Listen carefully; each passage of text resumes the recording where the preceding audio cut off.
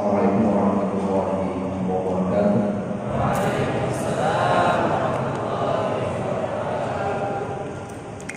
Innal hamdalillah nahmaduhu wa nasta'inuhu wa nastaghfiruhu wa nastaghfiruh wa na'udzu billahi min shururi anfusina wa min sayyiati a'malina.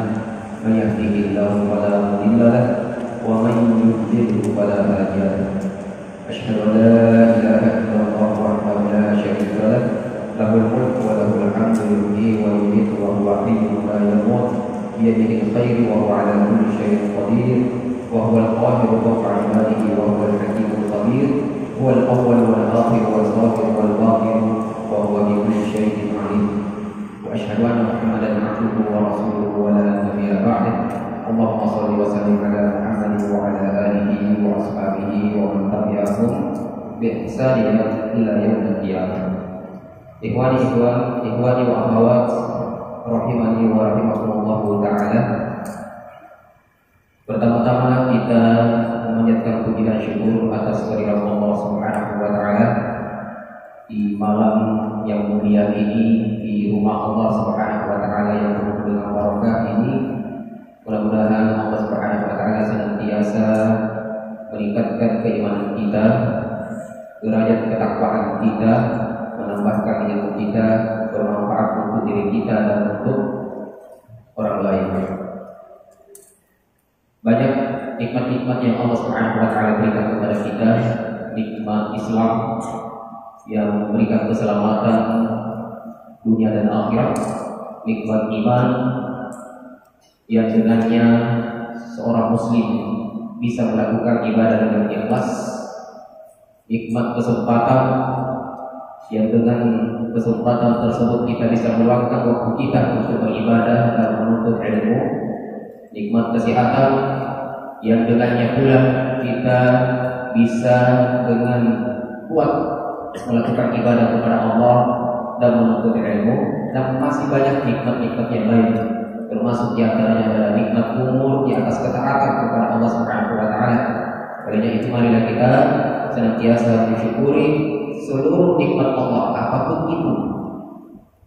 Senantiasa mensyukuri seluruh nikmat Allah apapun bentuknya, dengan menjalankan perintah-perintah Allah dan meninggalkan larangan-larangan Allah Subhanahu wa taala.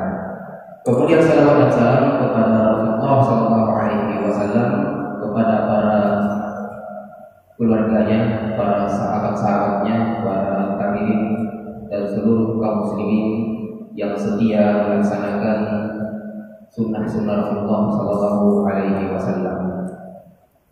Ikhwani wa akhwat, kaum muslimin dan muslimat dimanapun mereka berada, yang telah bersama kita pada malam hari ini untuk mengkaji sebuah kitab, yaitu Ulumul Hadis. Ya, kitab yang akan kita pakai yaitu Taisiru Mustalahil Hadis. Taisiru Mustalahil Hadis yang dikarang oleh seorang ulama, Dr. Mahmud bin Ahmad At-Tahhan, hafizahullah taala wa ra'ahu. Siapa pengarangnya? Mahmud bin Ahmad At-Tahhan, hafizahullah taala. Beliau dilahirkan di Suriah pada tanggal 12 Juni 1935. Menyelesaikan S1-nya, dan beliau dikenal sebagai seorang yang hafizul Quran, hafizul Quran untuk sigar, dari sejak kecil, di bawah umur 10 tahun, dan sangat memiliki kecintaan besar terhadap ilmu. Beliau menyelesaikan S1-nya di Universitas Damaskus. Di mana itu? Universitas Damaskus, jurusan Syariah. Kemudian S2-nya diselesaikan di Universitas Islam Madinah, ya, jurusan hadis. Kemudian S3-nya diselesaikan di Universitas Al-Azhar Kairo, juga jurusan hadis, dengan tema disertasinya yaitu Al-Hafiz Al-Khatib Al-Baghdadi wa Asaruhu fi Ulumil Hadis. Apa tema disertasinya? Nah, ini bisa menjadi tema skripsi kalian atau bahas kali kaidah dan lughawi.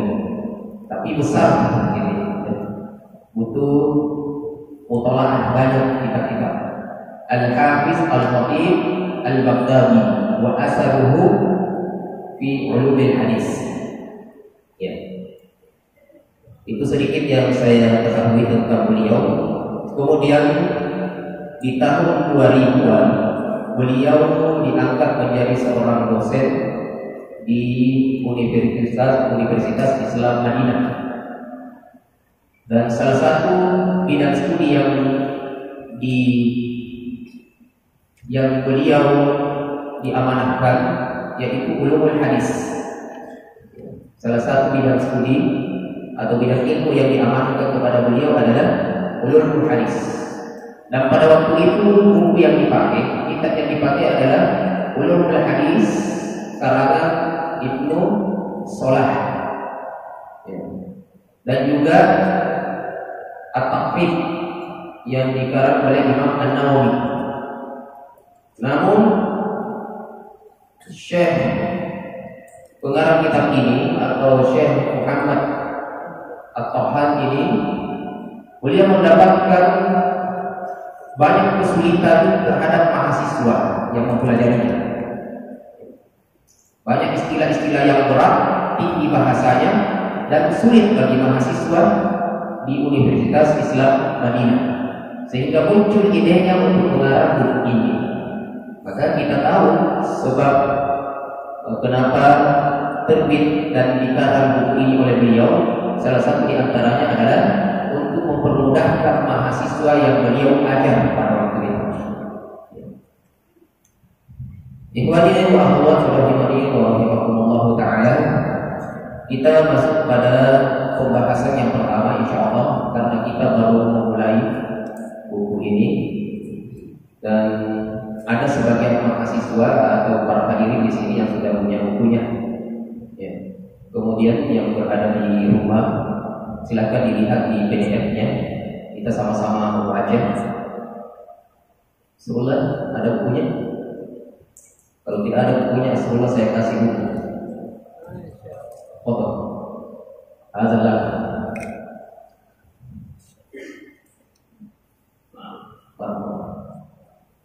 Semoga diberikan barokah kepada saudara semua melalui kitab ini dan kepada kita semua, ditambahkan ilmunya, yang dengan ini juga, dengan ilmu ini kita bisa menambahkan amal soleh kita dan bisa kita menyampaikannya kepada orang lain. Baik, tema kita yang pertama adalah, ini masih dalam bab al-muqaddimah. Ada bukunya ya? Ya, al-muqaddimatul ilmiyah. Masih dalam muqaddimah. Mudah-mudahan bisa kita selesaikan bab muqaddimah ini. Sekitar 3 poin yang akan kita sebutkan pada muqaddimah ini. Yang pertama adalah nafzatun tarihiyatun an nash'ati ilmi mustalahi wal aqwali allati marra biha. Nafzatun tarihiyatun an nash'ati ilmi mustalahi wal aqwali allati marra biha.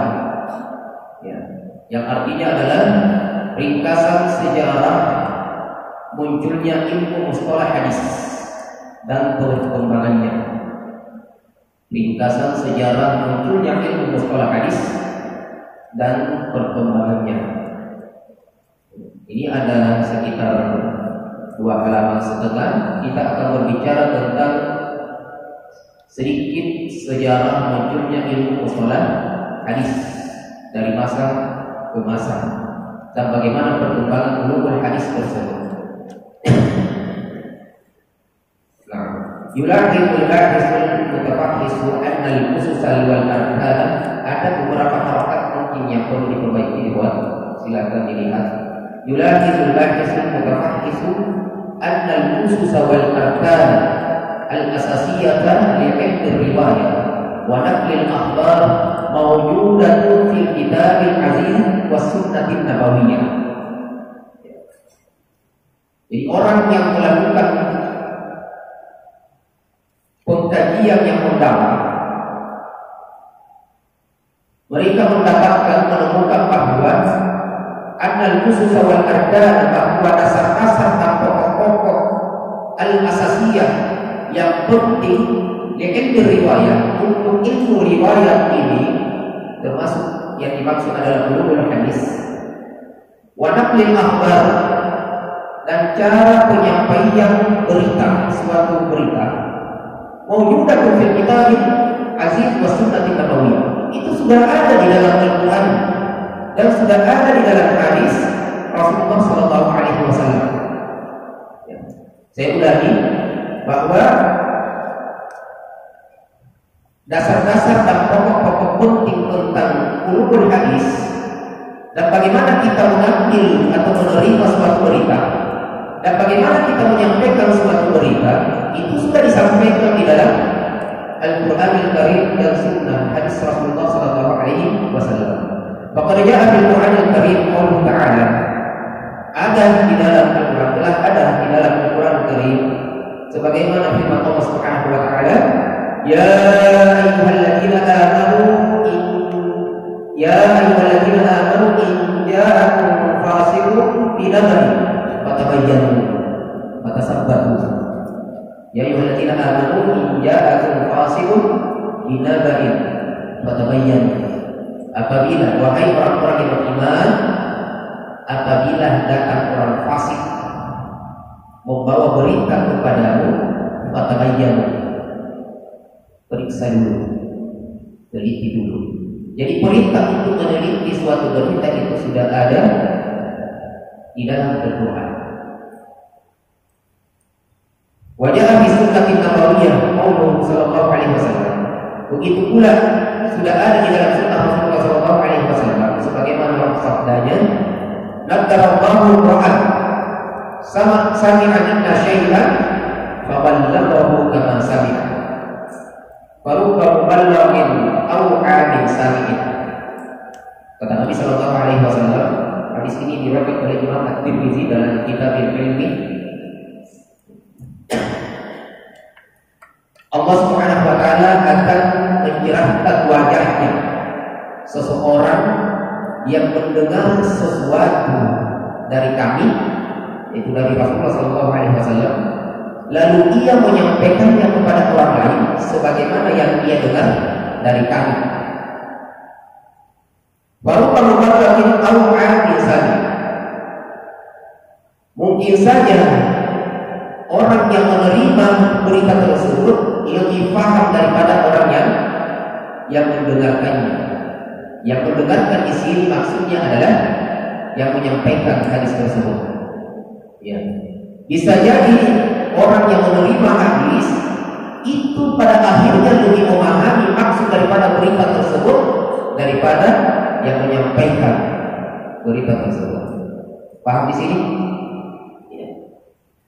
Dan di dalam riwayat yang warubba hamil fikhin ila man huwa afqahu minhu wa rubba hamil fikhin laysa bifaqih. Artinya mungkin saja orang yang menyampaikan berita tersebut lebih faqih, lebih paham daripada orang yang menerima. Wa rubba hamil fikhin laysa bifaqih.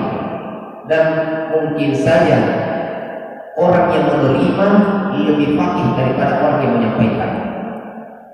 Jadi tidak selamanya orang yang menyampaikan itu adalah lebih faqih daripada yang menerima.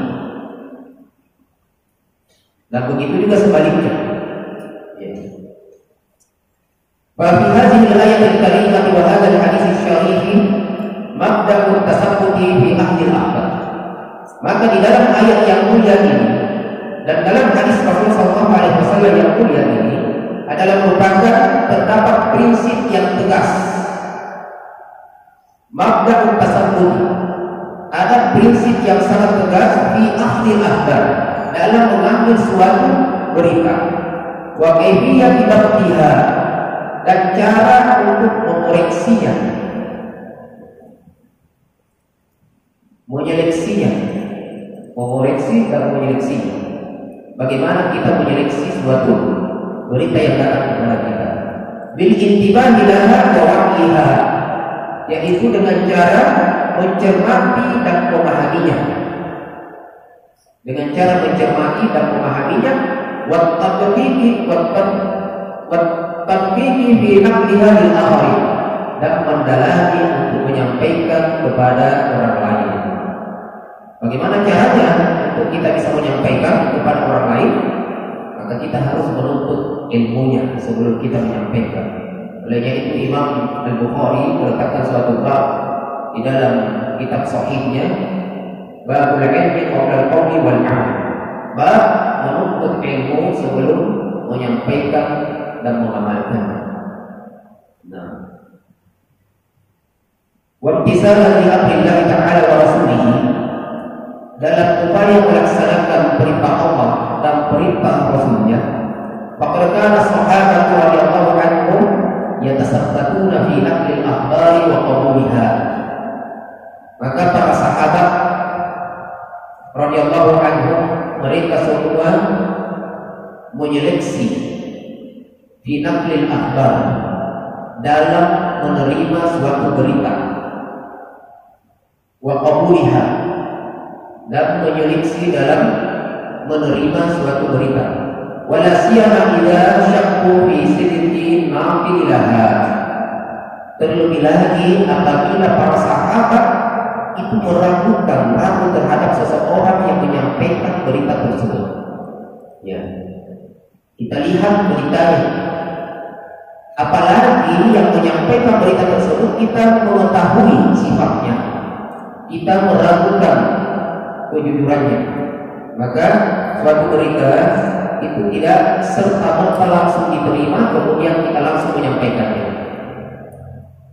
Fazahara bina'an ala hadza mawdu'un al-inayati bil isnadi wa qimatihi fi qabul al-akhbar aw raddiha. Berdasarkan hal ini, maka nampaklah pembahasan mengenai pentingnya mempelajari sanad.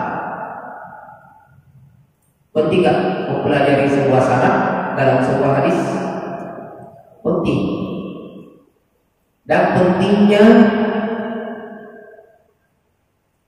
mengetahui nilai suatu sanad dalam sebuah hadis, dalam menerima atau menolak suatu berita. Dan berita yang dimaksud ini kalau kita tahu ke hadis, maka maksudnya adalah hadis Rasulullah SAW. Salah satu urgensi daripada mempelajari sebuah sanad, bahwa Abdullah bin Mubarak rahimahullah ta'ala mengatakan, al-isnadu minad din, sanad itu adalah merupakan bagian daripada agama. Maka kalau sanad itu adalah merupakan bagian dari agama, mempelajarinya ada suatu kewajiban. Karena dari yang terkecil sampai yang terbesar, agama ini wajib kita pelajari. Agama ini wajib kita pelajari. Kata beliau, al-isnad minad din. Laula al-isnad laqala man syaa ma syaa. Sanad ini adalah merupakan bagian daripada agama. Sekiranya bukan karena sanad, maka orang akan mengatakan sesuka hatinya. Maka orang akan mengatakan sesuka hatinya, mengatakan ini hadis, padahal perkataan orang tuanya. Mengatakan hadis, padahal adalah perkataan tetangganya. Mengatakan ini hadis, disandarkan kepada Nabi, disandarkan kepada Rasulullah, disandarkan kepada para sahabat, kepada para tabi'in, sedangkan itu adalah perkataannya sendiri. Olehnya itu sanad itu penting. Sanad itu adalah silsilatul rijal, yaitu silsilah para perawi yang membawakan berita itu, yang membawakan berita itu. Baik. Faqad ja'a fi muqaddimati sahih Muslim, telah datang di dalam muqaddimah sahih Muslim, Ibnu Sirin dari Ibnu Sirin mengatakan, lam yakunu yas'aluna 'anil Islam. Dulu mereka tidak menanyakan tentang salat. Dulu di zaman sahabat, para sahabat itu tidak pernah menanyakan itu tentang salat. Falamma waqa'atil fitnah, ini di awal-awal Islam, mereka belum menanyakan tentang salat. Falamma waqa'atil fitnah, namun setelah terjadinya fitnah, sudah banyak dusta di mana-mana. Qalu sammu lana rijalakum, maka orang-orang kaum muslimin mulailah bertanya kepada orang yang mendatangkan suatu berita. Mereka menanyakan, sammu lana rijalakum, sebutkan satu persatu nama-nama yang membawakan atau yang meriwayatkan berita itu. Sebutkan nama-nama yang meriwayatkan hadis ini kepada Fayunzaru ila ahli sunnah fayuqadu hadisuhum. Maka dilihatlah kepada rijalnya tadi, perawinya. Kalau mereka adalah berasal, mereka adalah merupakan ahli sunnah, maka diambil beritanya, hadisnya. Wa yunzaru ila ahli bid'ah, lalu kemudian dilihat kembali apabila mereka adalah merupakan ahli bid'ah, fala yuqadu hadisuhum, maka hadisnya, berita yang disampaikannya itu tidak lagi diterima. Wa bina'an 'ala anna al-khabar la yuqbalu illa ba'da ma'rifati sanadihi. Ya, berdasarkan hal ini bahwa sebuah khabar, sebuah berita tidak bisa diterima secara langsung kecuali setelah mengetahui sanadnya, maka zahara ilmul jarh wa ta'dil, maka muncullah satu ilmu pada waktu itu, ilmu jarh wa ta'dil. Ilmu jarh wa ta'dil tentang apa? Ilmu jarh wa ta'dil itu, ya, mengenai tentang ilmu ucapan para perawi, wal kalam 'ala ruwati, ucapan para perawi, wa ma'rifatil muttasilin awil munqati', yaitu untuk mengetahui muttasil dan munqati'. Apa itu muttasil? Bersambung dan tidaknya bersambung. Bersambung dan tidaknya bersambung sanadnya. Apakah bersambung dari si fulan kepada si fulan kepada si fulan kepada Anda?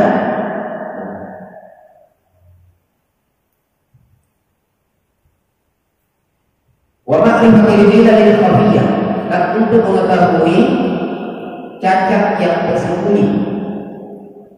Karena kalau cacat yang nampak itu gampang diketahui, tapi cacat yang tersembunyi yang tidak nampak itu harus pendalaman ilmu. Wa sahara al-kalam fi ba'di ruwati lakin ala qillatin, pada waktu itu sudah nampak pula ucapan-ucapan sebagian kepada ruwat, maksudnya celaan, sudah ada celaan, mulai ada celaan kepada pembawa berita, tapi masih sedikit, lagi ala qillatin, masih sedikit. Liqillatil ruwatil majruhin fi awalil amri, karena sedikitnya orang-orang tercelah pada saat itu, masih sedikit yang dikenal dengan sifat dan keburukannya pada saat itu. Summa tawassa'al ulama fi dzalika, kemudian mulailah semakin banyak para ulama setelah itu, hatta zahara al-bahsu fi ulumin katsiratin tata'allaqu bil hadithi min nahiyati dhabtihi wa kayfiyati ta'ammulihi wa adabihi. Semakin meluas para ulama, semakin banyak ulama yang berkompeten, yang ahli dalam bidang ulumul hadis tersebut, sehingga zahar al-bahsu fi ulumin katsirah, nampaklah banyak ilmu tata'allaq bil hadis yang berhubungan dengan hadis, min nahiyati dhabtihi, dari segi dhabtihi, ya, dari segi cara untuk menyeleksinya, wa kaifiyati tahammulihi, cara untuk menerimanya, wa adanihi, dan cara untuk menyampaikannya, wa ma'rifati nasihihi min mansuhihi, dan untuk mengetahui mana yang nasih, yang menghapus, dan yang dihapus. Nasih itu yang menghapus, mansuh yang dihapus. Wa qari'ihi, dan hal-hal yang asing, ya, dari sanadnya maupun dari matanya. Wa ghairi zalika, dan selainnya. Illa anna zalika kana yatanaqaluhu ulama syafawiyah. Illa inna zalika kana yatanaqaluhu al-ulama syafawiyah. Hanya saja pada waktu itu masih disampaikan secara lisan. Jadi ilmu itu sudah ada. Ilmu ulumul hadis pada waktu itu sudah ada. Ya, bagaimana kita menyeleksi suatu berita bisa diterima atau ditolak, kemudian bagaimana untuk menyampaikan hadis atau berita tersebut, juga sudah ada ilmu tentang nasih dan mansuh dan selainnya, namun masih dalam bentuk syafawiyah. Apa artinya? Dalam bentuk lisan, belum tercatat dalam kitab. Nah, ini perlu antum ketahui, kita ketahui bersama tentang sejarah munculnya sebuah ilmu yang sangat penting ini, yaitu ulumul hadis. Summa tatawwara al-amr, kemudian semakin berkembang. Wasarat hadhihi ulum tuktaru wa tusajjal, lalu kemudian mulailah ilmu ulumul hadis ini ditulis dan direkam. Lakin bi amkinatin mutafarriqatin minal kutubi mamzujatan bi ghairiha minal ulumil ukhra, akan tetapi masih bercampur dengan buku-buku yang lain, dengan ilmu-ilmu yang lain, ya, masih bercampur dengan. Jadi sudah mulai ditulis, berjalannya waktu sudah mulai ditulis ilmu ulumul hadis yang dulunya syafawiyah masih dalam bentuk lisan, sudah mulai direkam, namun masih bercampur dengan ilmu-ilmu yang lain, ilmu usul wa ilmu fikih, ilmu hadis, seperti dalam kitab Ar-Risalah yang karangan Imam Syafi'i. Begitu juga dalam kitab Al-Um, keduanya itu adalah karangan Imam Syafi'i rahimahullahu ta'ala. Nah, itu masih bercampur hadis, usul, ulumul hadis. Wa akhiran lamma nada yatil ulum, dan pada akhirnya ketika ilmu ini sudah mulai matang, wastaqarra istilah, sudah bisa mustalahatnya sudah bisa untuk berdiri sendiri, istaqalla kullu haqqin an ghairihi, kemudian mulailah berdiri sendiri ilmu ulumul hadis dari yang lainnya. Wa dzalika fil qarni rabi al-hijri, dan pada waktu itu mulai di abad keempat Hijriah. Ya, di abad keempat Hijriah itu sudah mulai munfaridan, berdiri sendiri suatu ilmu khusus di bidang ulumul hadis. Wa kana min awwali man afradahu bil tasnifi al-qadi Abu Muhammad Al-Hasan bin Abdurrahman bin Khalladi Ar-Ramahumuzi. Ya, beliau. Ya, yang pertama kali dari seorang ulama atau di antara ulama yang pertama kali menyusun dalam sebuah kitab tersendiri tentang mustalah ilmu hadis, yaitu siapa? Yaitu Al-Qadi Abu Muhammad Al-Hasan bin Abdurrahman bin Khalladi Ar-Ramahumuzi al-mutawaffa sanatan 360 ba'da hijrah. Fi kitabihi al-muhaddisil fasili bainal rawi wal wa'i. Ya, dalam kitabnya al-muhaddisil al-fasil bainal rawi wal wa'i. Kemudian beliau mengatakan sa'adkuru ashhar musannafati fi ilmi al-mustalahi min hin ifradihi bit tasnifi ila yaumina hadza. Kata beliau, saya akan sebutkan ya karangan-karangan kitab dalam ilmu mustalah hadis yang paling masyhur dari awal sampai hari ini. Hari ini yaitu sampai hari ketika dia menulis buku ini. Ya. Beliau akan menyebutkan nama-nama kitabnya. Nah, kita sebutkannya. Ada berapa kitabnya? Ada berapa kitab yang disebutkan beliau? Ya, di sini ada 15. Sabar ya. Kita akan sebutkan satu persatu. Ashharul musannafati fi ilmi mustalah. Ya. Yang pertama adalah jadi kitab-kitab dalam ilmu mustalah yang paling populer dari generasi awal sampai pada hari ditulisnya buku ini. Waktu ya Iwan, itu ada 15. Dan itu berurut. Silahkan antum lihat tanggal wafatnya pengarang kitab tersebut. Yang pertama adalah al-muhaddisul fasilu bainal rawi wal wa'i. Kita sudah sebutkan tadi. Al-muhaddisul fasilu bainal rawi wal wa'i. Sannafahu al-qadi Abu Muhammad Al-Hasan bin Abdurrahman bin Khallad Ar-Ramahurmuzi. Ya, disusun oleh Al-Qadi Abu Muhammad Al-Hasan bin Abdurrahman bin Khallad Ar-Ramahurmuzi yang al-mutawaffa sanata Salasimi'atin wasittin minal hijrah, wafat pada tahun 360 Hijriah. Walakinnahum lam yastawib.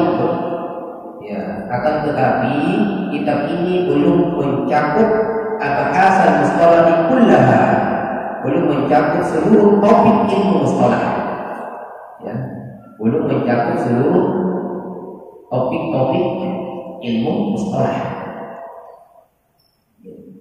Biasa kalau masih awal itu lebih mudah kita yang sekarang ini menulis sebuah buku daripada mereka yang awal menulis buku. Wa hadza sya'nun man yabtaqihu tasnifa bi ayyi ilmin ghaliban. Ya. Keadaan seperti ini itu hal yang bisa dimaklumi dalam penyusunan awal suatu ilmu atau apapun itu. Jadi awal yang pertama kali menyusun suatu ilmu itu hal yang bisa dipahami. Kalau ternyata di dalam kitabnya itu belum bisa sempurna. Baik. Kemudian menyusun kitab yang kedua, Ma'rifatul Ulumil Hadis.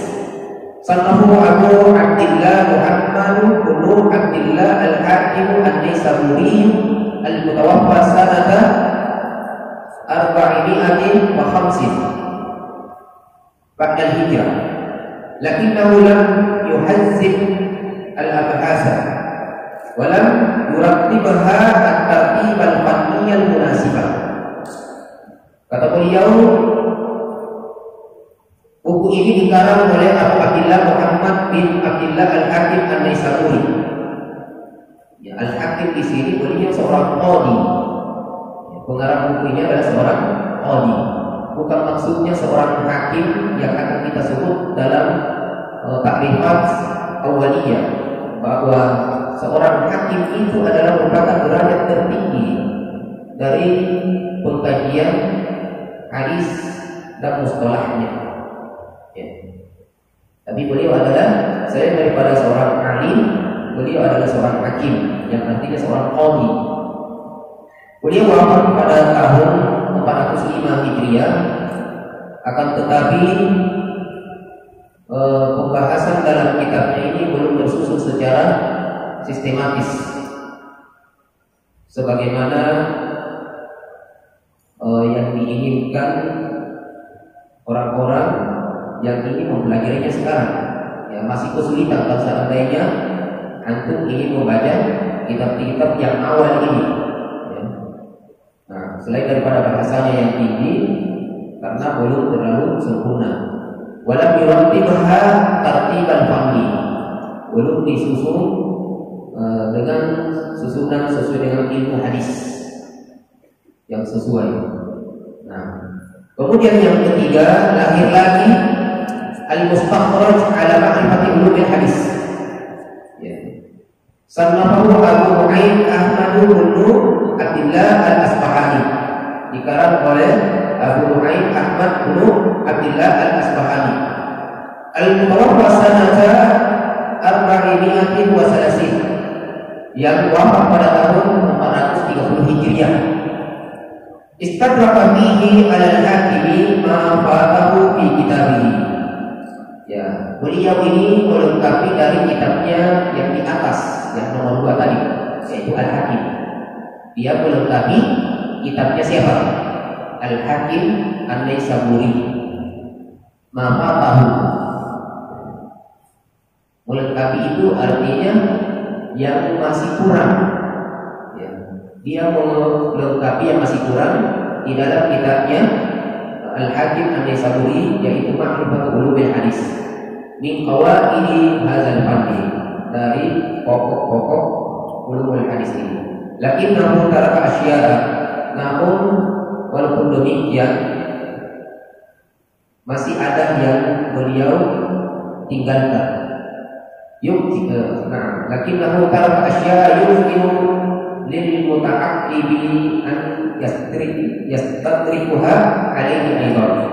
Ya, tapi masih ada masalah-masalah perihal yang tertinggal dari pokok-pokok akidah ulumul hadis yang mungkin saja bisa dijumpai oleh orang-orang yang setelahnya, yang lebih mencermati tentang kajian ulumul hadis. Kemudian kitab yang keempat, Al-Kifayatu fi Ilmi Riwayah.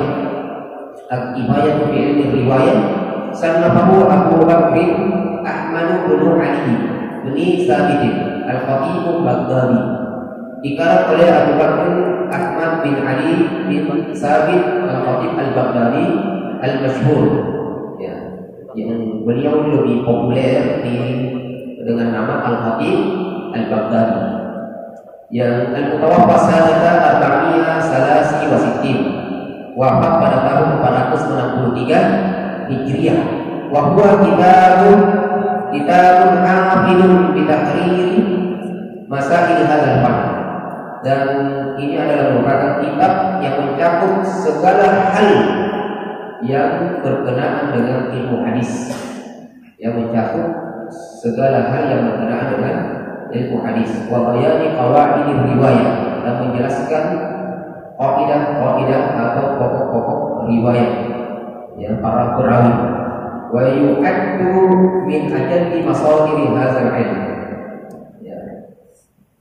Dan ini kitab Al-Kifayah ini pada saat itu sampai hari ini itu dianggap sebagai kitab referensi yang paling bagus dalam sebuah ilmu hadis. Itu bisa cari-cari Al-Kifayah fi Ilmi Riwayah. Itu referensi dari zaman itu sampai hari ini yang paling bagus untuk dijadikan sebagai sandaran atau referensi. Nah, yang kelima, Al-Jami' li akhlaqi rawi wa adabi sami'. Sanahu Al-Khatib Al-Baghdadi aidan. Ini juga karangannya siapa? Al-Khatib Al-Baghdadi. Wa huwa kitabun yabhasu fi adabi riwayah. Dan ini adalah merupakan kitab yang membahas tentang adab-adabnya para perawi. Atau menjelaskan tentang adab dalam periwayatan. kama huwa wadihun min tasmiyatihi, sebagaimana yang jelas disebutkan dalam nama kitabnya, yaitu Al-Jami' li Akhlaqir Rawi wa Ada'is Sami'. Jadi adab menyampaikan dan adab mendengarkan hadis, menerima sebuah berita. Wa huwa khalidun fi babihi. Nah, ini juga sudah terpisah babnya. Babnya sudah terpisah. Qayyim fi abahasihi, sangat bernilai pembahasan-pembahasannya, wa muhtawiyatihi, dan isi kandungannya. Ya, buku tersebut. Nah, wa qalla fadlun min fununi ulumil hadis illa wa sannafa al-khatib fihi kitaban mufradan afdal. Wa qalla fadlun min fununi ulumil hadis illa wa sannafa al-khatib fihi kitaban mufradan. Dari sekian ilmu-ilmu, sedikit sekali yang Al-Khatib Al-Baghdadi yang tidak ditulis, yang tidak beliau susun dalam sebuah kitab, dan kitab secara mufradan, yaitu mustaqillan, berdiri sendiri. Artinya hampir setiap ilmu itu beliau susun dalam kitab tersendiri sesuai dengan bidang ilmunya. Kalau sebelumnya kita sebutkan, apalagi kitab yang pertama kita sebutkan, itu masih bercampur dengan ilmu-ilmu yang lain. Kemudian belum sempurna dan seterusnya. Tapi Al-Khatib Al-Baghdadi di sini sudah mulai sangat teliti dalam menyusun bab-bab suatu bidang ilmu ulumul hadis. Maka kama qala al-Hafiz Abu Bakr bin Nuqbah, sebagaimana yang disebutkan Al-Hafiz Abu Bakar bin Nuqbah, beliau mengatakan kullu man ansafa alima anna al-muhaddisina ba'da al-khatib yalun ala kutubihi. Ya, beliau mengatakan seluruh yang menyusun kitab setelah Al-Khatib, ya, setelah Al-Khatib Al-Baghdadi, mereka semuanya itu merujuk kepada kitab-kitabnya Al-Khatib Al-Baghdadi. Berarti menjadi referensi ulama setelahnya. Semua orang-orang yang datang yang ingin menyusun kitab yang serupa dengan bidang ilmu yang ulumul hadis, itu hampir seluruh ulama itu kembali dan menjadikan referensi kitabnya Al-Khatib Al-Baghdadi. Yang keenam adalah al-ilma'u ila ma'rifati usuli riwayat wa tamjidis sima' wa tamjidis sama'. Sanahul qadi ila Nur Musa Al-Yahsumi Al-Mutawaffa sanata 544, yang wafat pada tahun 544 Hijriyah, wa huwa kitabun ghairu syamil li jami'i abahasi mustalah, dan ini adalah merupakan kitab yang belum sempurna untuk seluruh pembahasan mustalah. Ya. Bal huwa maksurun, bahkan sangat terbatas, masih terbatas ala ma yata'allaqu bi kayfiyati tahammuli wal adab, sangat terbatas terhadap hal yang berkaitan tata cara menerima dan menyampaikan suatu hadis, wa ma yatafarra'u anhuma lakinnahu jayyidun fi babi, tapi bagus dalam babnya. Ya. Terkait dengan bab tersebut sangat bagus, namun belum terlalu lengkap terkait dengan seluruh bidang-bidang ulumul topik-topik ulumul hadis. Namun ketika masuk dalam bab tersebut, nah itu sangat bagus sekali. Lakinnahu jayyidun fi babihi hasan tawsiqi wa tartib. Ya, sangat bagus sekali mengoreksi dan susunannya. As-sabiq, kemudian yang ke-17 ma la yasahul muhaddisa yahluhu. Ya. Sanahu Abu Hafsin Amr bin Abdul Majid al-Mayanadi al-mutawaffa sanata 580 min al-Hijrah. Wafat pada tahun 580 Hijriah. Wa huwa juz'un shaghir, adalah merupakan kitab kecil, buku kecil, ya, hanya bagian kecil. Walaysa fihi kabirun fa'idah, dan tidak terlalu banyak fa'idah di dalamnya. Qila wallahu a'lam ila 10 safahat. Ya.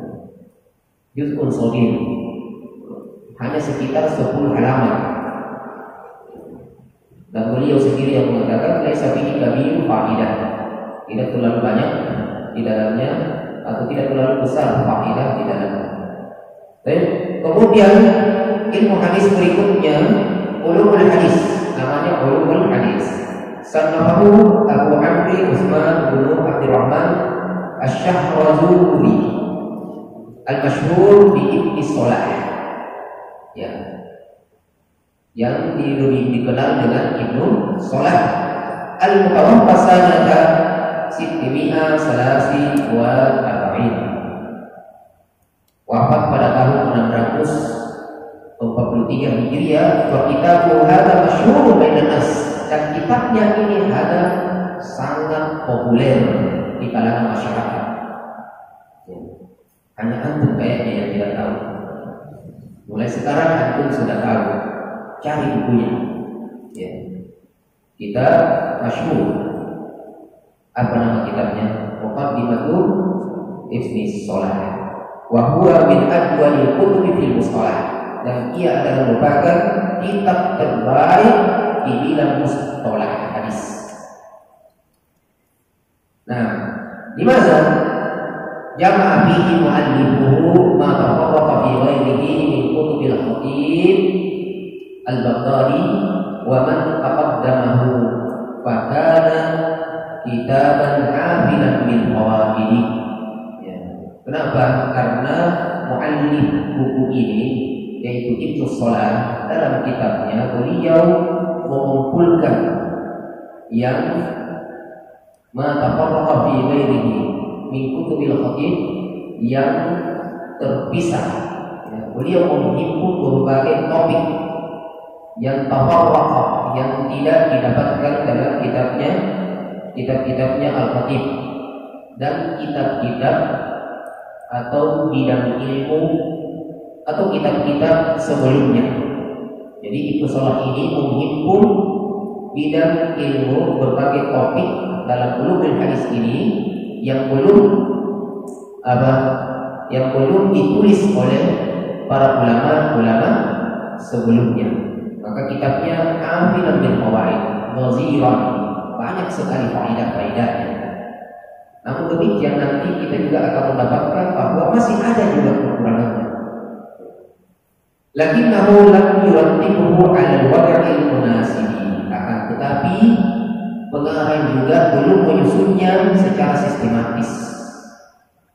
Li'annahu abla'ahu syai'an fa syai'an. Ya, karena cenderung dia melompat-lompat topiknya dari satu topik ke topik yang lain. Wakilah alladhi kataba tullabu huwa yatakallam wa tullabu yaktubun. Yatakallam wa tullabu yaktubun. Ya. Jadi beliau menyampaikan, kemudian murid-muridnya yang menulisnya.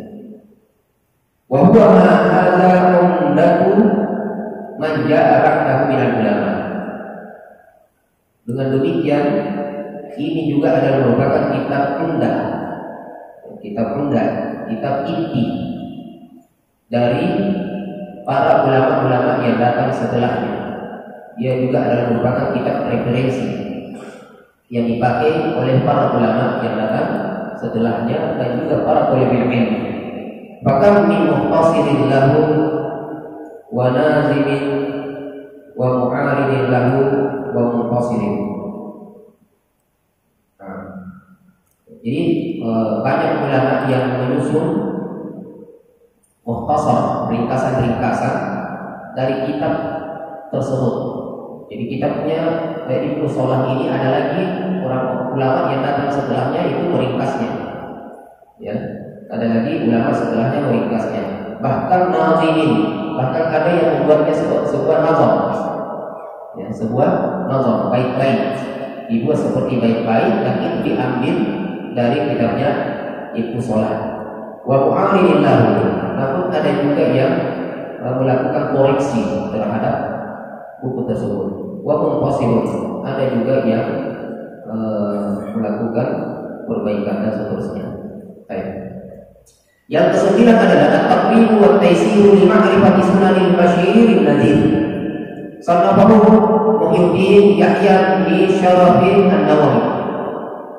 Ya, dikarang oleh Muhyiddin Yahya bin Syarafin An-Nawawi al-mutawaffa sanata 670 yang wafat pada tahun 676 ba'da hijrah. Wa kitabu hadza ikhtisar li kitab ulumul hadis, dan kitabnya ini adalah merupakan kitab ringkasan dari ulumul hadis Ibnu Shalah. Wadih. Jadi kitabnya ini adalah merupakan inilah kitab ringkasan dari kitab ulumul hadis yang dikarang oleh Ibnu Shalah, Muqaddimatu Ibnu Shalah atau ulumul hadis. Nah, bahwa kitabun jayyid, dan kitab mukhtasar ini yaitu at-taqrib itu yang kita sebutkan tadi. Ya, yang kita sebutkan tadi bahwa pengarang kitab ini yaitu Dr. Mahmud At-Tahar ketika mengajar di mana? Jamiah Islamiyah Madinah Al-Munawwarah, beliau diberikan amanah untuk mengajar ulumul hadis, dan kitab yang dipakai adalah kitab ulumul hadis dengan at-taqrib. Ya. Namun ternyata Dr. Mahmud At-Tahar Hafizahullah Ta'ala, beliau mendapatkan masih ada kesulitan lebih lagi kepada mahasiswa yang diajarnya, sehingga beliau yang punya inisiatif membuat ulumul hadis, maka lahirlah kitab ini. Ya. Maka lahirlah kitab ini. Nah, wahwa kitabun jayyid, jadi takwim ini adalah kitab yang bagus, lakinnahu ulaqul ibarati ahyana. Namun masih dijumpai adanya ungkapan-ungkapan, ya, istilah-istilah yang sulit, yang sulit. Yang ke-10, tadribul rawi fi syarh taqrib an-Nawawi. Sanahu Jalaluddin Abdul Rahman bin Abi Bakr As-Suyuti atau As-Sayuti, ya. Dikarang oleh Jalaluddin Abdul Rahman bin Abi Bakr As-Suyuti al-mutawaffa sana Islamiyah al-hadi asyar, ya, pada tahun 911 Hijriah. Wa huwa syarh li kitab Taqrib an-Nawawi. Nah, tadi mukhtasar, sah? Tadi mukhtasar dari kitab Ibnu Shalah ulumul hadis. Mukhtasar ini kemudian datang ulama berikutnya disyarah oleh Jalaluddin Abdul Rahman bin Abi Bakr As-Sayuti. Ya. Kama huwa wadihun min ismihi, sebagaimana dijelaskan dalam nama kitabnya yaitu Tadribur Rawi fi Syarhi Taqrib, jelas dari judul bukunya. Jama'a fihi mu'allifuhu minal fawaid syai'an katsir. Ya, beliau menghimpun banyak faedah-faedah di dalamnya. Nah, Nazmul Durari fi Ilmil Asr nomor 11. Sannafaha Zainuddin Abdul Rahim bin Husain Al-Iraqi. Beliau al-mutawaffa sanata 806, wafat pada tahun 806. Wa masyhur bismi Al-Fiyatul Iraqi, dan dikenal dengan nama Alfiyatul Iraqi. Disebut alfiyah dan dia sebagai sebuah bentuk nazam. Tahu nazam? Bait, seperti bait-bait syair, nazam. Ya. Dikatakan alfiyah karena jumlahnya 1000 bait. Semuanya terkait dengan ulumul hadis. Nazama fiha ulumul hadis li shalah. Jadi nazam ini dari mana? Dari kitabnya itu Shalah. Ini luar biasa. Ya. Tadi sudah ada yang membuat ringkasannya, kemudian ringkasannya disyarah oleh ulama berikutnya, kemudian ulama berikutnya membuat nazam. Yang dimana nazam ini adalah berasal dari ulumul hadis Ibnu Shalah. Wahia jayyidatun ghaziratul fawaid, dan sangat bagus, banyak sekali manfaat di dalamnya. Wa 'alaiha syuruhun muta'addidah, dan kitab Alfiyah Iraqi ini juga sudah banyak syarah-syarahnya. Ya. Wa 'alaiha syuruhun muta'addidah, sudah banyak juga syarahnya Alfiyah nazam ini. Jadi nazam ini dari mana diambil? Ulumul hadis Ibnu Shalah. Kemudian nazam ini Alfiyah Al-Iraqi ini disyarah lagi. Bahkan syarahnya banyak dari ulama-ulama yang datang setelahnya. Minha syarahan lil mu'allif nafsihi. Ya, bahkan mu'allif sendiri mensyarah dua. Jadi beliau yang bikin nazamnya dan membuat dua kitab syarah, tidak cukup dengan satu. Ya. Nomor 12. Fathul Mughisi fi syarh Alfiyatil Hadis. Nah, ini syarahnya. Sahih? Salah satu syarah dari Alfiyah Al-Iraqi. Ya. Sannahu Muhammad bin Abdurrahman As-Sakhawi. Beliau al-mutawaffa sanata 902 pada tahun 902 pada Hijrah, wa huwa syarh ala Alfiyah Iraqi. Jadi itu saja tersusun ke bawah. Itu mungkin ini kalau antum paham ya Ikhwan, membaca musannafat ini saja itu sangat luar biasa. Saya setelah ketika membaca ini Ikhwan, luar biasa. Iya, baru bacanya itu ya nggak ada apa-apanya kita. Bagaimana ulama kita mengarah seperti itu? Insyaallah.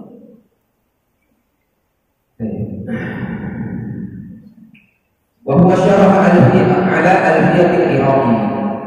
Wa huwa man awfa syuruhil Alfiyah wa ajwadiha. Dan syarah ini adalah merupakan kitab syarah yang paling komprehensif, paling lengkap. Ya, kitab syarah yang paling lengkap dan paling baik. Itu silahkan cari itu. Ya. Dan ini dijadikan referensi. Kemudian yang ke-12 Ikhwan, Nukhbatul Fikri fi Mustalahi Ahli Al-Asar. Ya. Sannafahu Al-Hafiz Ibnu Hajar Al-Asqalani, dikarang oleh Al-Hafiz Ibnu Hajar Al-Asqalani. Beliau al-mutawaffa sanata 952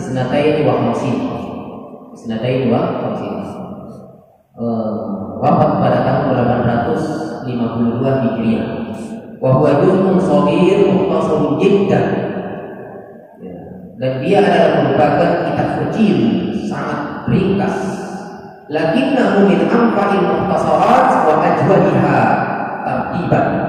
Akan tetapi buku ini adalah merupakan buku yang paling bermanfaat di antara kitab-kitab mukhtasar ilmu hadis yang lain. Wa ajwadiha tartiban, dan susunannya paling baik. di antara kitab-kitab mukhtasar ilmu hadis yang lain. Apa namanya? Nukhbatul Fikri fi mustalahi ahli al-asar. Ibtaqara fihi mu'allifuhu tariqatan fi tartibi wa taqsimi wa lam yusbaq ilaiha. Ya. Beliau pernah menyusun dengan metode penyusunan dan pembagian yang sangat sistematis. Menyusun dengan penyusunan dan pembagian yang sangat sistematis.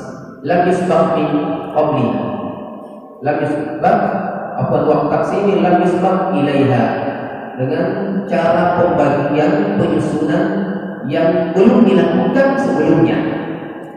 Jelas ya? Wa qad syarahahu mu'allifu bi syarhin sammahu Nuzhatan Nazari. Ya, mu'allif sendiri sudah mensyarahnya, yang beliau berikan nama kitabnya Nuzhatan Nazari. Kama syarahahu ghairuhu, sebagaimana ulama yang lainnya juga sudah mensyarahnya. Jadi beliau ini Ibnu Hajar al-Asqalani punya kitab apa? Nukhbatul Fikri fi mustalahi ahli al-asari. Kemudian beliau sendiri mensyarah kitabnya sendiri. Selain itu disyarah juga oleh orang lain. Ya. Kita membuat bahas 10 halaman saja. Tidak ada yang berasal dari kitab, semuanya dari www website semua. Tidak ada yang berasal dari kitab, dan tidak ada yang masuk ke maktabah. Saya pernah duduk dalam maktabah itu. Lama saya duduk di dalam. Satu semester saya duduk di dalam maktabah, tidak ada yang masuk ke maktabah. Ada yang masuk di maktabah, sangat menyedihkan sekali.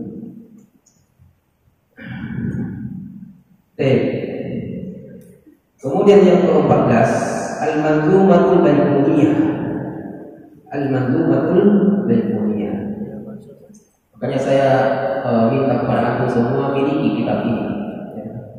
Antum tidak akan merugi dengan membeli kitab. Tidak pernah. Khairul jalisin fi zamani kitabun. Sebaik-baik teman dulu itu sepanjang zaman hingga sampai hari kiamat itu kitab, tidak ada yang lain. Kalau antum punya alasan saya bisa baca kitab di HP saya, berapa menit Anda akan membacanya, kemudian Anda akan melirik kepada sosial media yang lainnya, masuklah WhatsApp, lihatlah Facebooknya, berita, kemudian ditinggalkan bacaan dan seterusnya. Baik. Al-Manzumatul Baiquniyah ini juga populer ya. Bahkan teman saya punya pondok, masya Allah di Bima. Ya, itu pondok pesantrennya itu menghafal Quran dan menghafal mata-mata. Termasuk ya santri-santrinya ini sudah rata-rata menghafal selain Al-Quran juga Manzumatul Baiquniyah. Itu sekitar tidak lebih dari 34 bait. Tidak lebih dari 34 bait. Untuk hafal nanti insya Allah akan ada ustaz yang mensyarahnya. Dan ketika disyarah oleh seorang ustaz dan antum sudah punya hafalannya, itu akan lebih mudah untuk memahaminya. Dan tidak ada juga yang rugi selama antum bisa menghafal. Sannafaha Umar bin Muhammad al-Baiquni. Beliau al-mutawaffa sanah al-Wasamani tahun 1000. Jadi ini berurut ikhwan ya, dari awal ini sampai ke generasi sekarang tahun kewafatannya 1080. Wahia minal manzumatil mukhtasarah. Ia adalah manzumah yang sangat ringkas. Islam tatajawaz arba'ata wa salasina baitan, di mana ia tidak lebih dari 34 bait. Wa tu'addu minal mukhtasaratin nafi'atin masyhurah, dan dia dianggap sebagai kitab ulumul hadis dari mukhtasar ulumul hadis yang lainnya yang paling masyhur bermanfaat. yang paling bermanfaat, paling masyhur dari kitab ulumul hadis mukhtasar yang lainnya. Wa 'alaiha syuruhun mutaaddidah, dan sudah banyak juga syarah-syarahnya. Terakhir dari musannafat masih ada tema yang lain. Kita harus selesaikan. Ya. Qawaidul Tahdits itu kitab yang terakhir. Sannafahu Muhammad Jamaluddin Al-Qasimi al-mutawaffa sanah al-Sulusimiyah Isnataini wa Salasin al-Sulusimiyah Isnataini wa Salasin. Wa huwa kitab muharrarun mufidun. Ia adalah merupakan kitab muharrarun, ya, berisi kumpulan ungkapan yang sangat bermanfaat, ya. Sekitar 400 sampai 700 halaman. Gila, ada yang 400-an, ada yang bahkan sampai 700-an. Wa hunaka musannafatun ukhra katsira, dan masih banyak lagi musannafat yang tidak sempat disebutkan oleh musannif muallif. Beda musannif dengan muallif. Kalau musannif adalah orang yang pertama mengarang. Kalau muallif orang yang berikutnya. Ya, antum kalau mengarang buku sekarang itu muallif. Karena aku sudah mengambil mengutip dari buku-buku para ulama yang terdahulu, ya. Kunaka musannafatun ukhra katsira, masih banyak musannafat yaqulu zikruha, ya, memerlukan waktu yang panjang untuk menyebutkannya.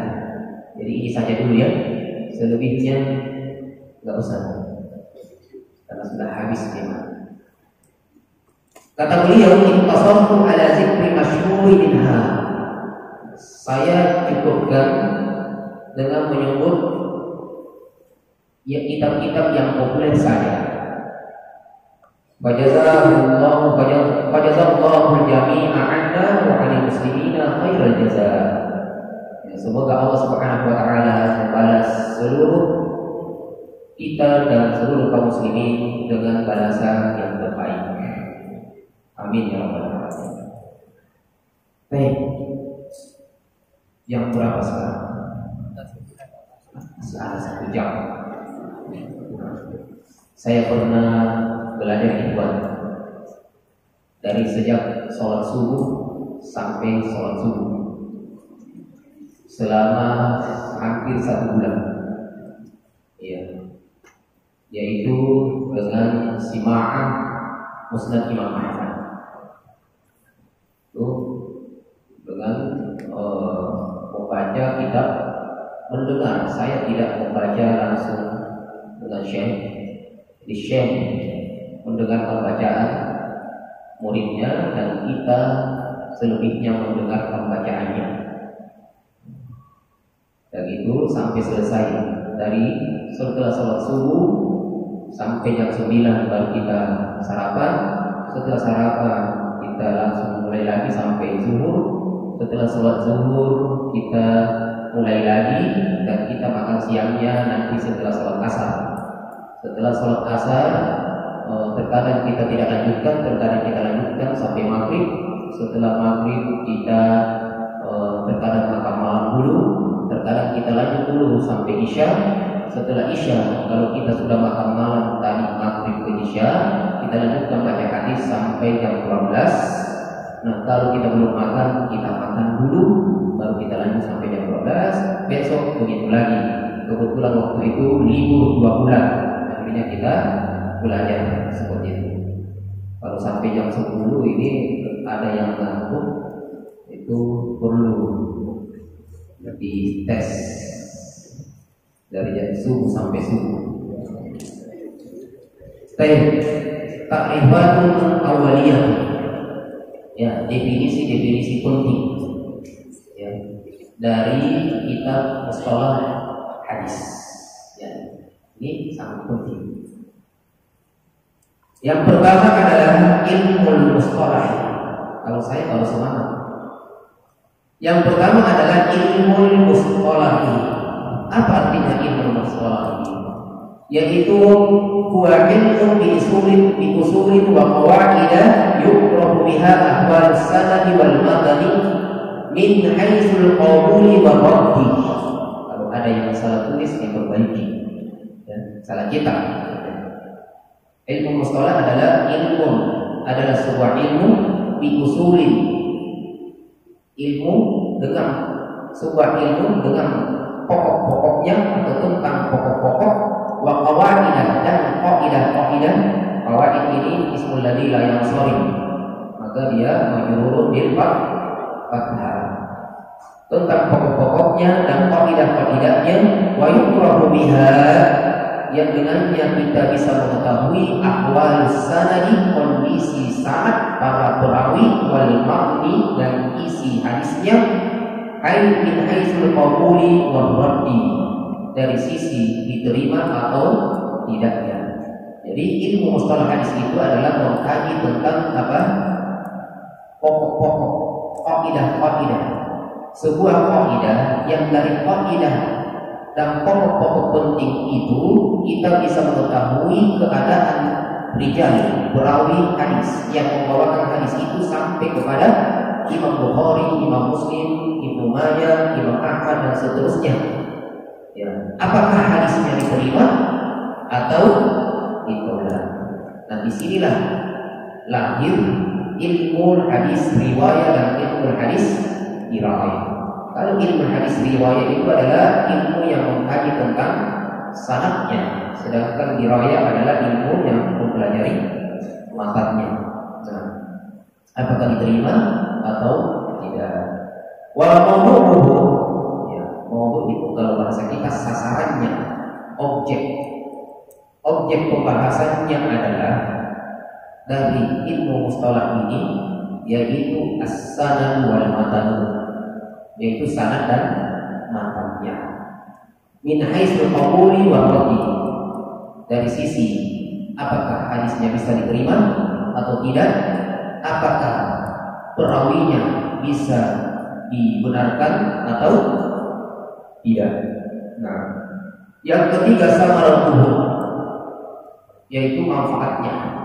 Ada tidak manfaat dari mempelajari ilmu hadis? Banyak.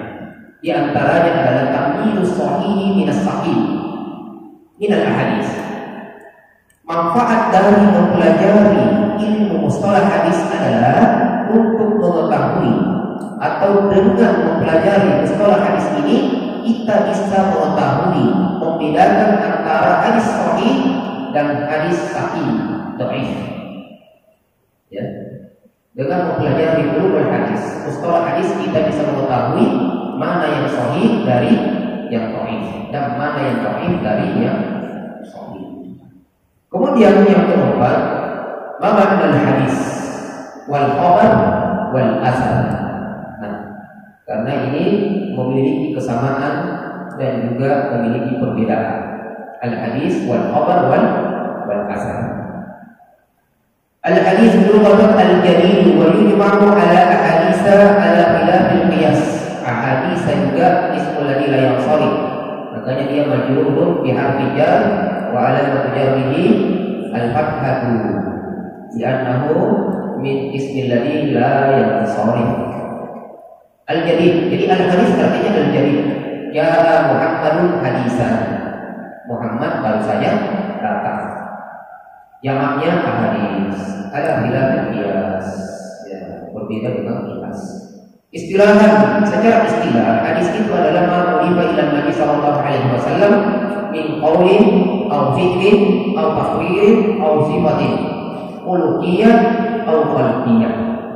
Hadis itu adalah yang disandarkan kepada Nabi sallallahu alaihi wasallam, baik dalam bentuk perkataan, baik dalam bentuk perbuatan, atau ketetapan Nabi ataupun sifat Nabi. Sifat Nabi ini ada dua, yaitu khuluqiyah, akhlak Rasulullah SAW, wa khalqiyah, yaitu fisik, sifat fisik Rasulullah SAW. Itulah hadis. Ya. Adapun khabar secara bahasa adalah an-naba'u. Apa artinya an-naba'u? Berita. Wajabmu akhbarun. Yang dari khabar adalah akhbarun. Secara istilah fihi salah satu aqwalin, ada 3 pendapat pertama. Ya, khabar berapa maknanya? Ada 3. Namun ketiga ini berbeda. Ya. Yang pertama adalah huwa muradifun lil hadis, bahwa khabar ini semakna dengan hadis. Muradifun artinya adalah sinonim, semakna dengan hadis. Kita sudah paham makna hadis, maka itulah makna khabar secara istilah. Nah, kemudian yang kedua, mughayyirun lahu. Mughayyirun makna mukhalifun, yaitu berbeda dengan makna al-hadis. Kalau makna al-hadis tadi adalah ma jaa 'anil nabi sallallahu alaihi wasallam, yang datang dari nabi, baik itu perkataan, perbuatan, ketetapan, sifat, khuluqiyah dan khalqiyah Nabi sallallahu alaihi wasallam. Namun khabar artinya adalah ma jaa an ghairihi, yang datang selain dari nabi, yang datang selain dari nabi. Kemudian yang ketiga, a'ammu minhu, lebih umum daripada hadis. Kalau hadis ma jaa an nabi, maka hadis adalah yang datang dari nabi, wal khabar ma jaa anhu aw an ghairihi. Adapun khabar adalah yang datang dari nabi dan yang datang dari selain nabi, dari sahabat dan para tabi'in. Ya. Jadi 3 pendapat, ketiga-tiganya memiliki perbedaan. Yang pertama adalah serupa, semakna dengan hadis. Yang kedua adalah bahwa al-khabar itu adalah yang datang dari selain nabi. Yang ketiga lebih umum, bahwa khabar itu adalah yang datang dari nabi dan juga selain dari nabi. Yang keenam, al-asaru lughatan baqiyatus syai', ay ma yabqa min asy-syai'. Baqiyatus syai' mana yabqa min asy-syai', yaitu jejak atau sisa dari sesuatu. Al-asar, sisa atau jejak secara bahasa. Secara istilah fihi qaulan, ada 2 makna. Yang pertama adalah huwa muradifun lil hadis, ia semakna dengan hadis, ay anna makna mawahid istilah, bahwa maknanya secara istilah sama dengan hadis. Yang kedua, mughayyirun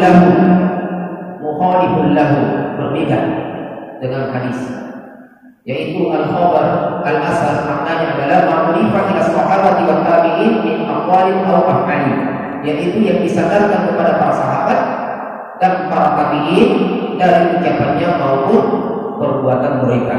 Itu asal. Ya. Kemudian yang ketujuh adalah al-isnad lahu ma'nayan, memiliki 2 makna.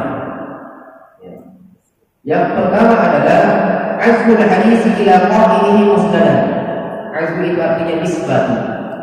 Azmu artinya nisbatu. Nisbatul hadis ila qa'ilihi musnadan. Penisbatan hadis, penyandaran sebuah hadis, pengembalian hadis kepada yang mengatakannya. Ya, itu maknanya pertama. Sawa'un kana kalamun nabi aw sahabat aw tabi'in. Ya, baik itu dari nabi, dari sahabat ataupun dari para tabi'in. Yang penting adalah menisbatkan suatu ucapan kepada qailihi, yang mengatakannya, ya, sebagai sandaran, musnadan, sebagai sandaran. Ba silsilatul rijal, al-isnad adalah silsilatul rijal al-mawsilatu lil maqdi. Nah, wa bihadzal ma'na muradifun lis-sanad, dan makna ini serupa dengan sanad, yaitu silsilah urutan para perawi, rijal, para perawi al-mawsilatu lil maqdi, yang sampai kepada matan. Jadi sanad itu atau al-isnad itu adalah apa? Yaitu silsilah yang membawakan hadis dari Al-Bukhari, misalnya Imam Bukhari menyebutkan sebuah hadis ke atasnya sampai tabi'in, sampai kepada sahabat, sampai kepada Rasulullah itu silsilah. Itu namanya silsilah.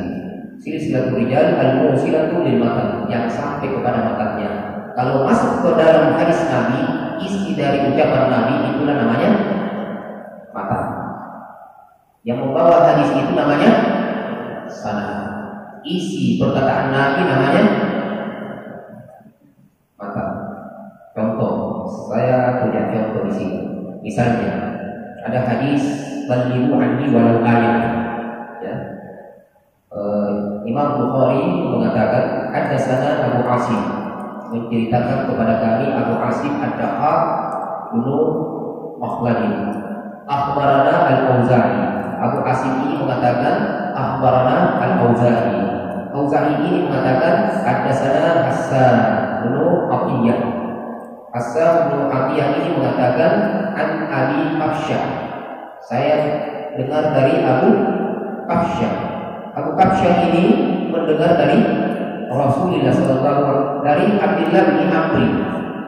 Abdullah bin Amr ini mengatakan bahwa hadis ini anna Nabi sallallahu alaihi wasallam qala, bahwa Nabi sallallahu alaihi wasallam bersabda, balighu anni walau ayat, sampaikanlah dari walaupun satu ayat saja, wa haditsu an bani Israil wala haraj, dan sampaikanlah tentang Bani Israel dan kamu tidak berdosa, tidak mengapa. Wa man kadzaba alayya muta'ammidan falyatabawwa maq'adahu minan nar. Barang siapa yang berdusta atasku muta'ammidan, dengan sengaja, falyatabawwa, maka bersiap-siaplah ia menempati maq'adahu, tempat duduknya, dari api neraka.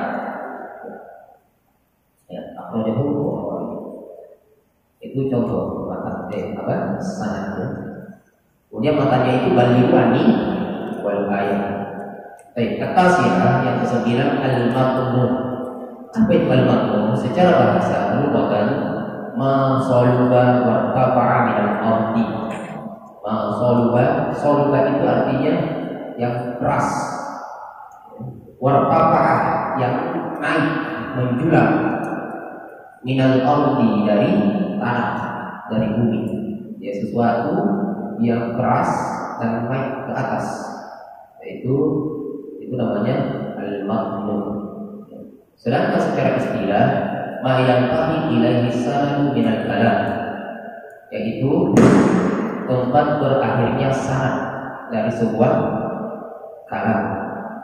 Kalau sekali an Abi Hurairah an Rasulillah sallallahu alaihi wasallam qala, maka setelah hadis, isi dari hadis Rasulullah itulah namanya matan. Ya. Ma yantahi ilaihi sanad, tempat berakhirnya sanad itu. Hadis itu kita sudah sebutkan tadi, hadatsana akhbarana, an fulan, itu semua namanya sanad. Sampai tempat berakhirnya sanad itu, setelahnya itu namanya matan. Kemudian yang ke-10 adalah al-musnadu bi fathhin nun, karena nanti ada al-musnidu bil kasri nun. Lughatan ismu maf'ul, dia adalah isim maf'ul min asnada yusnidu. Asnada syai'a ilaihi, ia menyandarkan sesuatu kepadanya. Di makna azahu artinya nasabahu ilaihi, ia sandarkan kepadanya secara bahasa. Istilah lahu salah satu ma'ani.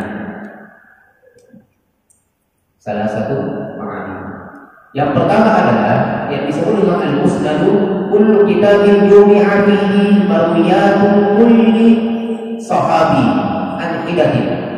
Perhatikan, kullu kitabin, setiap kitab, jumi'a fihi marwiyatun kulli sahabi, itu muttasil bacanya. Ya, marwiyatun kulli sahabi, harus bersambung semua. Jadi setiap kitab atau semua kitab yang di dalamnya dikumpulkan, dihimpun, ya, apa yang diriwayatkan oleh sahabat ala hidati menurut ketentuan tertentu. Masih bingung? Ya. Contoh misalnya ada musnad Abi Bakri, ada musnad Abi Bakri, ada musnad Aisyah, ada musnad Ali bin Abi Thalib, ada musnad Umar bin Khattab. Ya. Paham? Itu namanya musnad. Ada kitab yang dimana kitab itu dia kumpulkan tentang musnad yang diriwayatkan oleh sahabat tersebut. Kalau dikatakan musnad Abi Bakri, artinya adalah hadis yang disampaikan oleh Abu Bakar Siddiq. Maka dikumpulkan ke bawah seluruh, contoh misalnya hadis yang ditemukan misalnya hasil dari Imam Ahmad, karena beliau memiliki kitab namanya Musnad Imam Ahmad. Dalam kitabnya itu ada namanya Musnad Abi Bakri. Maka beliau mengumpulkan sesuai yang didapatkan oleh Imam Ahmad semua perkataan-perkataan, hadis-hadis yang di dalamnya adalah berakhir kepada sahabat Abu Bakar. Maka itu dikumpulkan semua dalam satu topik Musnad Abi Bakri. Wajib. Kemudian setelahnya misalnya Musnad Aisyah. Itu semua dikumpulkan hadis-hadis yang disampaikan melalui Aisyah radhiyallahu anha. Walaupun tidak berurut. Kadang tentang sholat, langsung di bawahnya tentang jihad, di bawahnya tentang sholat lagi dan seterusnya, tidak berurut. Ya. Namun dimulai dengan topik musnad bulan bin bulan, ya, seperti itu. Nah itu dia berisikan tentang semua hadis-hadis yang disampaikan oleh sahabi tersebut. Dan biasanya itu diawali dengan urutan huruf hijaiyah atau al-babaiyah, ya, dari alif yang berurutan nama alif. Setelah itu ba, habis ba jim, habis itu dal dan seterusnya sampai ya kalau berurutan dengan huruf hijaiyah. Nah, ya, itu namanya musnad.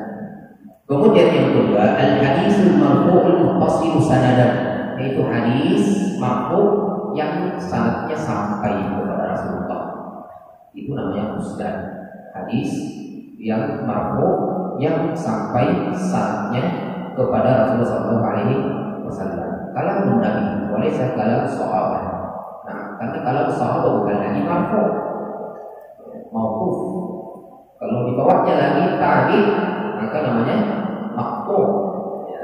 Di sini al-hadisul marfu', maka dipastikan adalah maksudnya yaitu kalam Nabi sallallahu alaihi wasallam al-muttasil sanadan, yang sanadnya bersambung.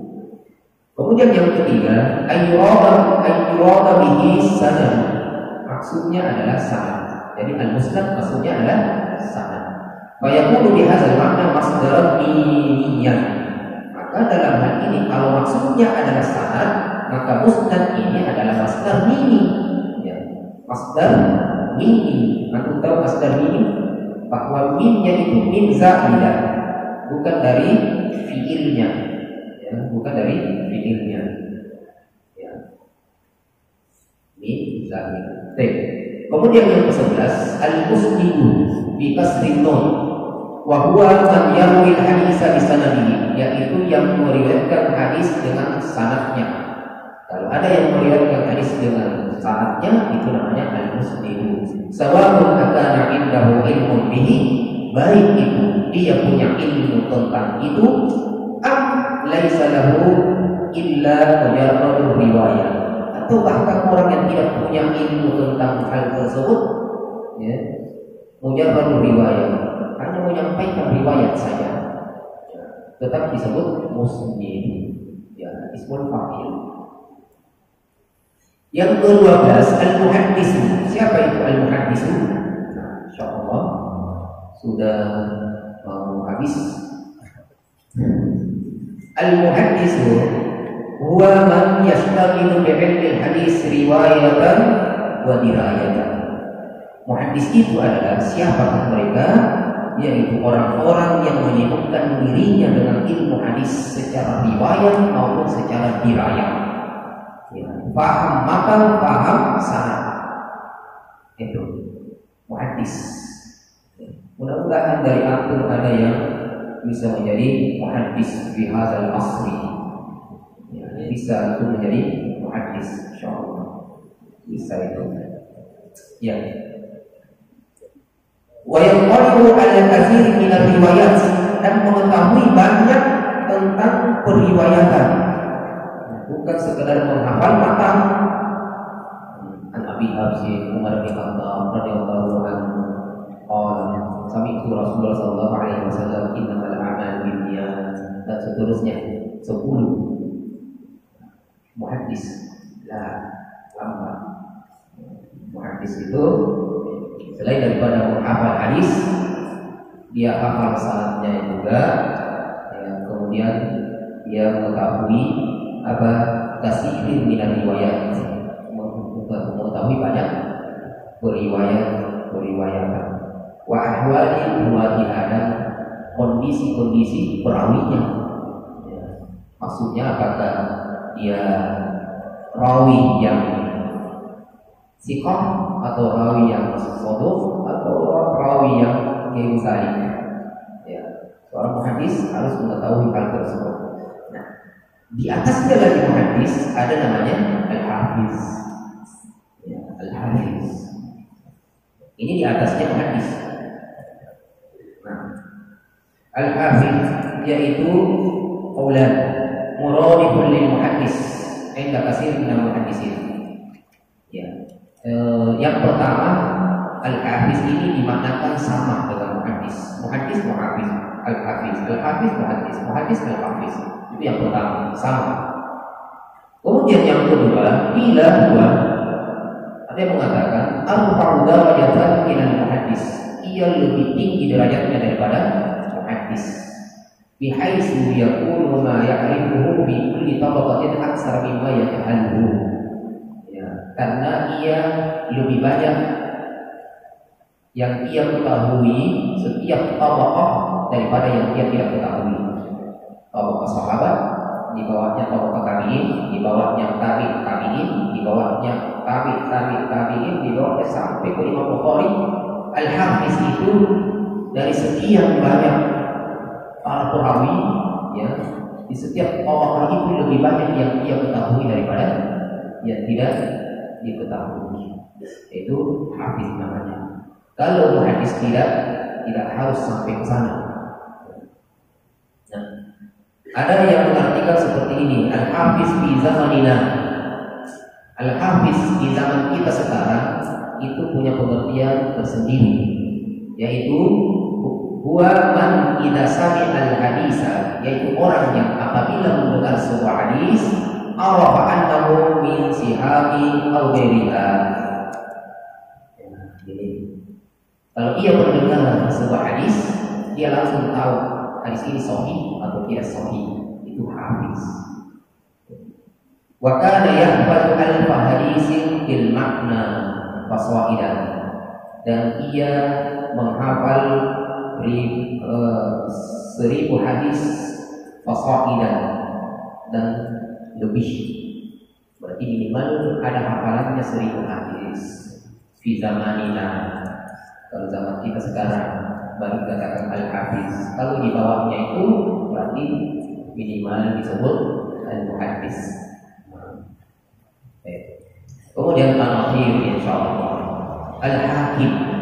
Al-hakim adalah man ahata ilman fi jami'il ahadis, adalah orang yang ada ya, menguasai ilmu di jami'il hadis, mengetahui seluruh ilmu hadis. Hakim. Siapa itu hakim? Adalah orang yang mengetahui seluruh ilmu hadis, dirayah, riwayat, dari sisi mana antum mau sebutkan, dia sudah tahu. Itu hakim. Ya. hatta la yahutahu minha illa yasir, hingga tidak ada yang tersisa bagi dia kecuali syai'un qalil, kecuali hanya sedikit sekali, kalaupun itu ada, karena pasti juga ada. Oh iya enggak, pasti juga ada, tapi itu adalah syai'un qalil, hanya sedikit. Wa hadza ala ra'yi ba'di ahli ilmi. Nah, ini adalah pendapat, pengertian ini adalah merupakan pendapat dari sebagian para ulama. Ya. Ada yang mengartikan juga al-hakim di zamanina hadza. Yang disebut dengan al-hakim di zaman kita sekarang ini artinya adalah man ahata ilman bi jami'il ahadits, adalah orang yang menguasai seluruh cabang bidang ilmu hadis, makna wa sanadan, secara matan maupun secara sanad, wa ahwal ruwati, dan kondisi-kondisi para perawinya, jarhan wa ta'dilan, apakah ia cacat atau adil, wa tarihan, dan dia tahu tarikhnya. Tarikhnya itu maksudnya apa? Tarikhu wiladatihi wa wafatihi wa safari talabi ilmihi wa jalalihi wa syuyuhihi. Tahu juga itu kapan ia lahir, kapan ia wafat, siapa temannya menuntut ilmu, siapa guru-gurunya, siapa murid-muridnya, dia safar menuntut ilmu di mana, kepada siapa gurunya, setelah itu kepada siapa, dan ketika dia meninggal lahir siapa, dan setelah dia lahir, waktu dia lahir dia meninggal siapa. Biar tetangganya tidak tahu kalau lahir lagi, meninggal tetangganya tidak tahu, siapa nama tetangganya tidak tahu. Itu yang dapat kita sampaikan ini, sekalian. Mudah-mudahan yang kita bisa mendapatkan ilmu pada malam hari ini, khususnya terkait dengan mustalah al-hadis atau ulumul hadis. Barakallahu fikum wa jazakumullahu khairan, zadanallahu wa ilman nafi'an. Semoga Allah senantiasa memberikan barakah pada ilmu kita dan menambahkan ilmu kita dengan ilmu yang bermanfaat untuk diri kita, terlebih lagi untuk orang lain. Wassalamualaikum warahmatullahi wabarakatuh.